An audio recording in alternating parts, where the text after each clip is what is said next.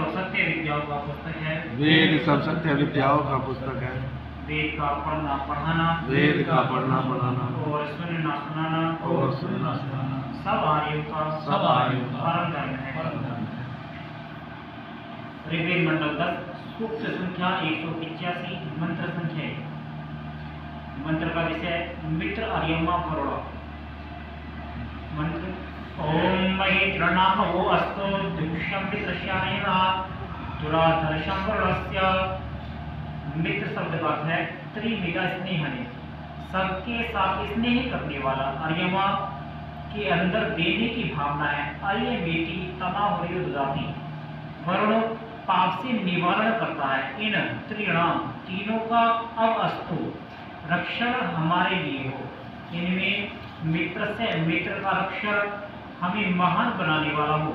मित्रता की भावना को धारण करने वाला मन महान बनता ही है। सकुचितता व अनुदारता में स्नेह नहीं। आर्यमा का रक्षण हमारे लिए जो क्षमा ज्योति में निवास करने वाला हो। आर्यमा दाता है। दान की वृत्ति लोभ वृत्ति की विरोधी है। लोभ ही बुद्धि पर पर्दा डालता है। लोभ गया और बुद्धि दीप्त हुई। इस स्थिति में हमारा ज्ञान में निवास होता है। वरुण का रक्षण हमारे लिए दुराधर्षण सब बुराइयों का शत्रुओं का दर्शन करने वाला हो। वरुण हमें पाप से बचाता है। इस प्रकार हम अशुभ वृत्तियों का शिकार होने से बचे रहते हैं। भावार्थ मित्र बनकर हम महान बने। आर्यमा बनकर ज्योतिर्मय जीवन वाले हो। वरुण बनकर पापों से घर्षणीय न हो। अग संशय से बचना। ओम नहीं तीस ममाचन न दुष्वारणेशो इसे रूपवरुणशा। गत मंत्र के अनुसार जिनको मित्र आर्यमा व वरुण का रक्षण प्राप्त होता है, तेसाम उनका बुराइयों का संसन करने वाला, बुराई को अच्छे रूप में चित्रित करने वाला, जीव को उदारता व शिकार को एकाग्रता को अभ्यास के रूप में प्रतिपादित करने वाला, देखो शत्रु अमाचन धर्मी भी नहीं, न ही ईश नहीं बन पाता। घर में रहता हुआ भी अत्यंत अंतरंग बनता हुआ व्यक्ति भी उनको बुराइयों के लिए प्रेरित कर नहीं कर पाता। अद्वशो मार्गों में अचानक मिल जाने वाली अत्यंत चतुर भी साथी यात्री इनको अपने प्रभाव में नहीं ला पाता। वा अथवा अरणेशो रण सकते अत्यंत नीरव व निर्जन स्थानों में ले जाने वाला दुष्ट मित्र रूपधारी व्यक्ति भी इसको बहका नहीं पाता।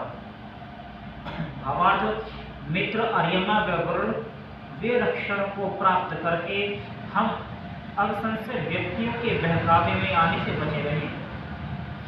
ज्ञान प्राप्ति व उत्कृष्ट जीवन। ओम यस्मिन् पुत्रासो अदितेत्र जीव से मर्याय ज्योतिर्यच्छत्रम।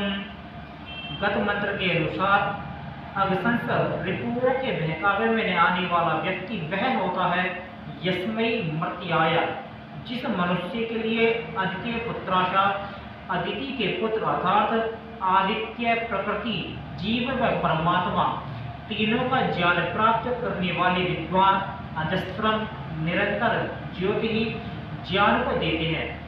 इन आदित्यों से ज्ञान को प्राप्त करता हुआ यह व्यक्ति कभी पापों में नहीं फंसता। यह प्रजीव से प्रकृष्ट जीवन के लिए होता है। उन ज्ञानियों से निरंतर ज्ञान को प्राप्त करता हुआ वह उत्तम ही जीवन बिताता है। भावार्थ हम आदित्य विद्वानों से ज्ञान को प्राप्त करें और उत्कृष्ट जीवन बिताएं। सूक्त का भाव यही है कि हमारा जीवन स्नेह, दान, वृत्ति व निष्पापता वाला हो। इस उत्कृष्ट जीवन को बिताने के लिए आवश्यक है कि हम पूर्ण स्वस्थ हों। स्वास्थ्य के लिए उलट निरंतर गतियों को तथा वात को अपना अयन बनाएं। सदा शुद्ध वायु के संपर्क में रहें। यह वातायन प्रार्थना करता है शुद्ध वायु से दीर्घकाल जीवन।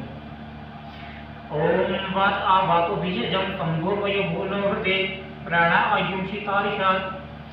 वात है वायु, भीषजम औषध को आ वातो समन्तात हमारे लिए प्राप्त कराए। उस औषध को जो संभो हमारे लिए शांति को देने वाली हो, और नह हृदय हमारे हृदय के लिए कल्याण को उत्पन्न करे। शुद्ध वायु में निवास हमें शरीर में निरोग बनाए तथा मन में सुख व प्रसन्नता को देने वाला हो। इस प्रकार यह वायु हमारे शरीरों व हृदय को स्वस्थ करता हुआ नह आयु से हमारी आयुओं को प्रतिशत खूब बढ़ाने वाला हो। भावार्थ, वायु तो वह औषध है जो कि शांति व कल्याण को प्राप्त कराती है। यह हमारे दीर्घ जीवन का कारण बनती है। पिता भ्राता सखा वायु। ओम उत वात पिता से न उत भ्रातो उत न सखा सैनो जीवा तवेत धी उत और हे वायु नह तू हमारा पिता असी पिता है, पारक्षण रक्षण करने वाला है, हमें सब रोगों से बचाकर हमारा रक्षण करता है। उत नह और हमारा भ्राता भ्राता है, प्रधारणीय पोषण धारण व पोषण करने वाला है, अंग प्रत्यंग में जीवन का संचार करने वाला तू ही है। उत और हे वायु तू नह सखा हमारा मित्र है, मित्र की तरह तू हमारा हित करने वाला है। वह तू हमारे खूब दीर्घ जीवन के लिए कृति कर। भावार्थ, वायु हमारा पिता भ्राता व सखा है, यह हमें दीर्घ जीवन देता है। अमृत का निधि। ओम यदो वाते ते गृहे अमृत से निगृहीता ततनो देहि जीवशे। हे वाता वायु ते गृहे तेरे घर में यत अदा अमृतस्य जो वह अमृत का कोष रखा है ततः उसमें से हमें भी देही कुछ दे दे, जिससे जीव से हम उत्कृष्ट व दीर्घ जीवन बिता पाए। वायु में अमृत का कोष रखा है, शुद्ध वायु में भ्रमण व निवास से वह अमृत हमें भी प्राप्त होता है। इस प्रकार वह वायु हमारे दीर्घ जीवन का कारण बनती है। वस्तुतः वायु ही आयु है, वायु के अभाव में तो गति का अभाव व मृत्यु भी है।